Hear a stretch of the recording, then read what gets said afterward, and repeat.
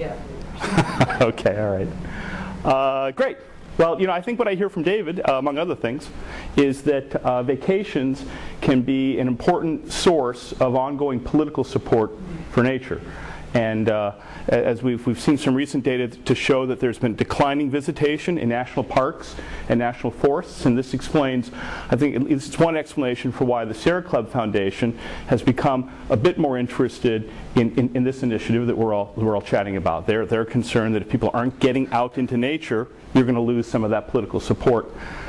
I'm from Allegheny College in northwest Pennsylvania, though I did most of my undergraduate and graduate work at Berkeley and worked in the city and county planning department down there and did a lot of natural resource work in the Bay Area for many years. And I can tell you that northwest Pennsylvania is not like the San Francisco Bay Area, though it does have its own charms at all, okay? So why don't I just cut straight to the bottom line, as it were, okay? I think the bottom line, the core take-home message that I think that I want to get us thinking about. It's what I think about. I came up as an activist with Friends of the Earth and David Brower. I got into academe, but I continue to sort of think, and I use Take Back Your Time and the vacation stuff as a platform for thinking about why is it that people do or don't get involved in environmental issues, and to what extent can thoughtful reflection on those forces help us be more effective. And so really, the bottom line for me, although it's a bottom line I continue to struggle with, is that on the one hand, there's an incredible array of really good reasons for why the mainstream environmental community should just think that vacation and to a greater extent job flexibility or 3/4 work for 3/4 pay, they should just think this is better than night baseball or sliced bread. And yet, the mainstream environmental community has been very slow to sort of recognize sort of the virtues here. And so the question comes, what can those of us who are thinking about vacation, more flex time, how can we understand that? How can we understand what's going on so that we can be sort of more effective, and rather than just sort of grumble in the dark or perhaps mutter while we're in the shower or however we express our own sort of anger. And so that's the bottom line for me. What's going on? How can we think about competing sets of assumptions? And how I want to get at this is through three things. One is the environment, just some quick stuff on how people think about the environment. The second is how different camps or groups tend to view why we have problems. And finally, the third is what I call the Trinity of Despair. And I think that it's this thing called the Trinity of Despair that is at work in much of mainstream environmentalism that creates this disconnect between people who really care about the environment and their hearts are in the right place. This disconnect between those folks and folks like us who clearly care about the environment but are connecting that to issues of time. Okay, so that's where I want to go. And I would argue that we're facing the proverbial sort of fork in the road. I mean, these next couple years could be a make or break moment for us. And so finding a little bit of time to sort of step back and to think about, what's going on? Why is it that natural allies aren't naturally connecting? Very important set of questions, at least from where I sit. Okay, so let's do the first of three parts, sort of the environmental stuff. And I think very quickly, I just want to call out that as we look at the world around us, we are what Ed Ayers in his book God's Last Offer calls, we're in the midst of four spikes. There's this precipitous increase in population, though the good news here is that the rate of growth in global population has continued to slow, so there's a success story there. A precipitous spike in carbon dioxide and attendant impact on climate system, as much of that growth is fueled by the increased use of fossil fuels. We have the so-called extinction spike, this increase in the eradication of habitat and the attendant loss then of species. And finally, the growth in consumption. Not only are we seeing more people on the planet, but consumption per person is sort of growing. And those four forces together are conspiring to place incredible sort of burdens on natural systems. Natural systems are enormously resilient.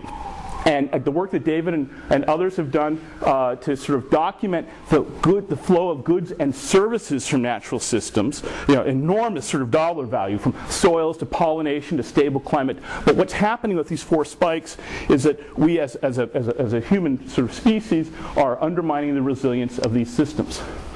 Now, I think one of my take-home messages inside this first sort of thing of the environment is that we didn't suddenly wake up one morning in the early 1950s and say, oh, exponential growth in CO2 and consumption and extinction would be a great thing. I mean, if you go back and look at these graphs, you know, it's post-World War II where, excuse me, but just all hell breaks loose, okay? And it's not that suddenly human beings were rewired or that we were all taken over, you know, by body snatchers and became pod people. I mean, we were the same in 1930 we were in 1950 or in terms of our sort of fundamental sort of psychological makeup. There's been some excellent scholarship to suggest that what happened was that things got structured differently for us.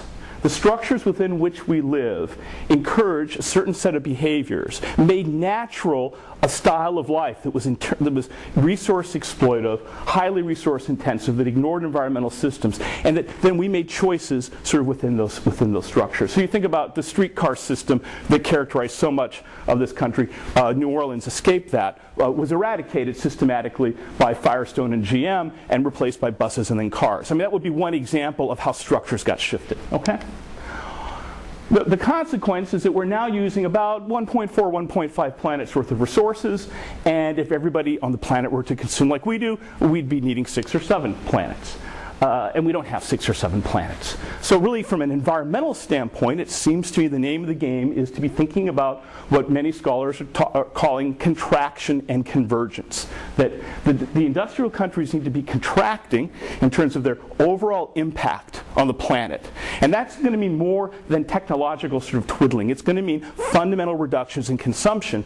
And by contracting then, in the industrialized world, we set both the example, we develop the technologies, and we have a little bit of the moral high ground, a little bit, to persuade the third world countries coming up to practice a similar degree of restraint. I mean, how can we ask them not to follow on our path if we're unwilling to sort of be thinking about some interesting choices?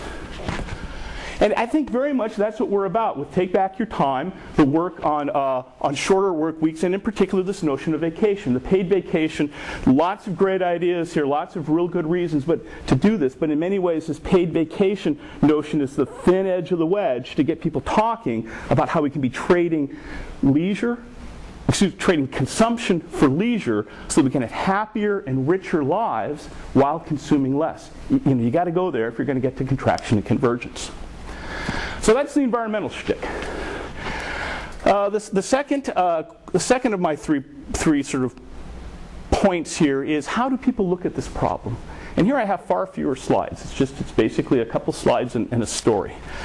I go all around the country and I show people this pie chart, or this figure, and figures that preceded. And this comes out of Yale University and George Mason, May 2009, a study on 6 Americas and their perspective on climate change. Pretty exhaustive study of what Americans sort of think about climate change, and I think you can sort of see what's going on now. When I show, if we had more time, I would do this rather than just tell you, okay? But when I show this, I have people look at it, people ask questions, and then I ask folk, in rooms this size, in rooms of 500, 600 people, I ask them, okay, what's the one thing that really grabs you here? What's the one thing? And I tell you that most folks who think of themselves as environmentally inclined focus on this. They go, how can 7% of the planet not believe in climate change? Who are these people? Aren't they paying attention? And I submit to you that's really interesting. Because from a social movement standpoint, from a political movement standpoint, this is more than enough to move mountains, right? More than enough to move mountains. And now, here's where I'm getting to sort of the bottom line stuff. It seems to me, or at least it has seemed to me, and I didn't really want to get there as somebody who studies environment and does environmental policy, but it seems to me there's something going on in how many people, not all people, I don't want to unproductively generalize, but many people think about how we resolve environmental problems. There's something going on that people say, well, we have to convince these people before we move forward. We have to. And so a lot of my work the last couple of years has been about, well, what explains that kind of gravitation to, we got to take care of those folks. What explains that?